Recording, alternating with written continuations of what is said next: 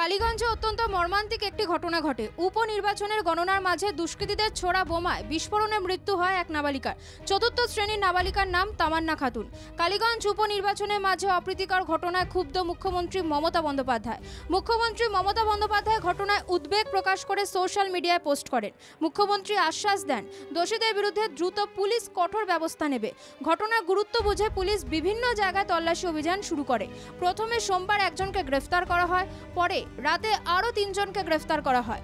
ঘটনায় এখনো অবধি মোট 4 জনকে ধরা হয়েছে বলে পুলিশের তরফে জানা গিয়েছে। গ্রেফতার করা হয়েছে আনোয়ার শেখ, মনুয়ার, কালু শেখ ও আদার শেখকে। ধৃতদের বিরুদ্ধে একাধিক ধারায় মামলা রুজু করা হয়েছে। ধৃতদের মঙ্গলবার আদালতে তোলা হয়। ধৃতদের জেরা চালিয়ে ঘটনার কিনারা করতে তৎপর পুলিশ। রাজ্যের শিশু সুরক্ষা আয়োগ এই ঘটনায় ক্ষুব্ধ। পুলিশ আইন মোতাবেক উপযুক্ত ব্যবস্থা গ্রহণ করতে চায়। সন্তানহারা পরিবার চায় দোষীরা উপযুক্ত শাস্তি পাক। বেপরোয়া কাণ্ডে যারা জড়িত তাদের আইন মেনেই কঠোর পদক্ষেপ করা হোক। পুলিশ নিরপেক্ষভাবে গোটা ঘটনার কিনারা করতে সক্রিয়তা বাড়িয়েছে।